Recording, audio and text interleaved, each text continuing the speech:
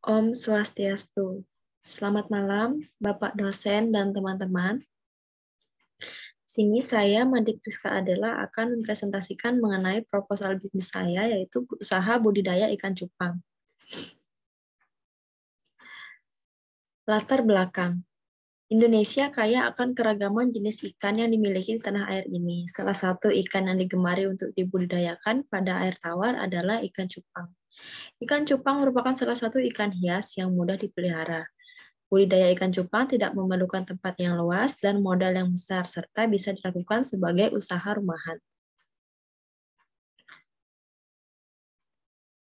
Kondisi umum lingkungan. Ikan cupang merupakan salah satu jenis hewan peliharaan yang mempunyai daya tarik pada ekor, sirip, warna-warni yang dimunculkan dari tubuhnya seperti tampilan warna ikannya.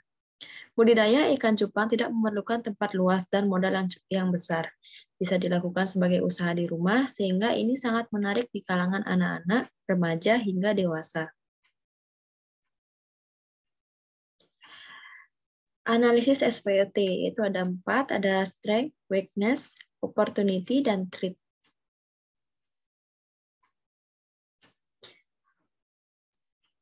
Pada usaha budidaya ikan cupang ini, kekuatannya yaitu pembudidayaan dengan alat dan bahan yang mudah dijumpai.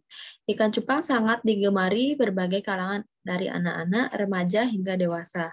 Lalu kelemahannya itu ada pada faktor produksi yang lamban karena alat pemeliharaan ikan-ikan hias maupun pemeliharaan kolamnya. Lalu untuk peluangnya yaitu adanya peluang pasar permintaan terhadap ikan hias cupang yang sangat besar karena ikan cupang ini sangat diminati di berbagai kalangan sebagai ikan hias yang mudah untuk dipelihara.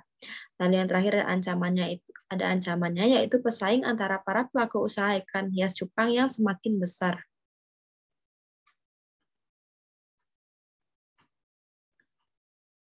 Aspek pemasaran.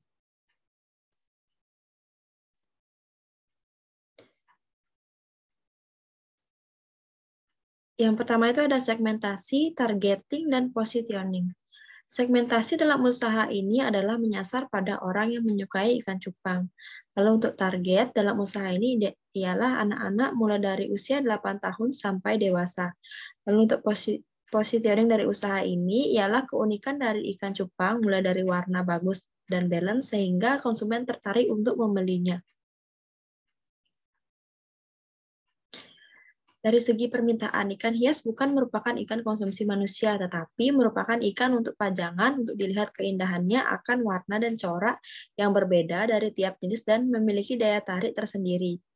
Hal ini menyebabkan ikan hias banyak diminati dan mulai diperdagangkan sebagai komoditas hidup. Lalu dari segi penawaran, perkembangan penawaran pada saat ini memang relatif masih biasa-biasa saja karena hal tersebut disebabkan oleh faktor usaha ini yang belum dibidik dan dikelola secara serius. Oleh karena itu, agar usaha ini menjadi lebih baik, maka perlu peningkatan penawaran yang memberikan nilai lebih bagi konsumen.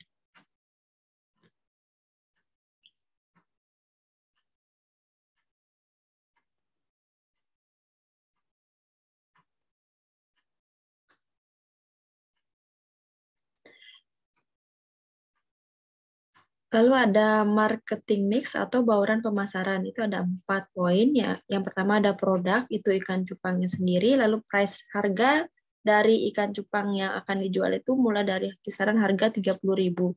Lalu untuk tempat pemasarannya itu yaitu di sekitar daerah Denpasar, khususnya Denpasar Barat. Lalu untuk promosinya itu menggunakan media sosial seperti WhatsApp, Instagram, dan Facebook. Nah, di sini saya jelaskan sedikit mengenai metode pembudidayaan ikan cupang. Yang pertama itu memilih indukan untuk budidaya ikan cupang. Langkah pertama yang harus dipersiapkan adalah mencari bibit atau indukan yang berkualitas. Sebaiknya indukan harus berasal dari keturunan unggul, kondisinya bugar, serta bebas dari cacat bawaan dan penyakit. Lalu berikutnya ialah persiapan pemijahan ikan cupang. Siapkan tempat berupa akuarium atau wadah dan baskom kecil. Selain itu, sediakan juga gelas plastik untuk tempat ikan cupang betina, yaitu terakhir siapkan juga tumbuhan air seperti contohnya kiambang.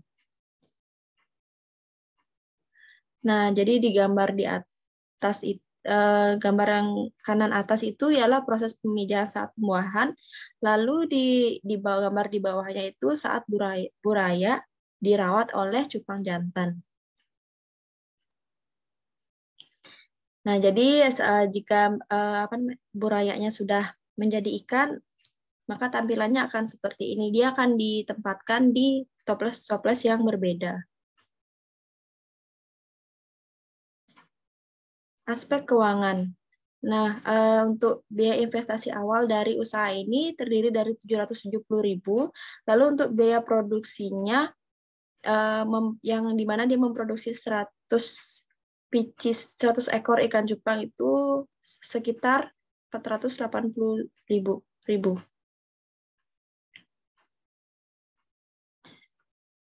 Analisis kelayakan investasi. Dari yang pertama itu ada payback period. Payback period adalah cara penilaian terhadap jangka waktu pengembalian investasi suatu usaha.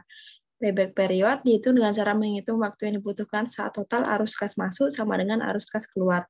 Nah, berdasarkan hasil perhitungan payback period, pengembalian investasi dari bisnis budidaya ikan cupang ini itu selama 0,26 tahun atau setara dengan 3 bulan. Lalu yang kedua ada return on investment atau ROI. ROI merupakan pengukuran kemampuan perusahaan secara keseluruhan di dalam menghasilkan keuntungan dengan jumlah keseluruhan aktiva sesuai dengan yang diharapkan. Berdasarkan hasil perhitungan ROI dalam pengembalian investasi selama setahun itu sebesar 3%.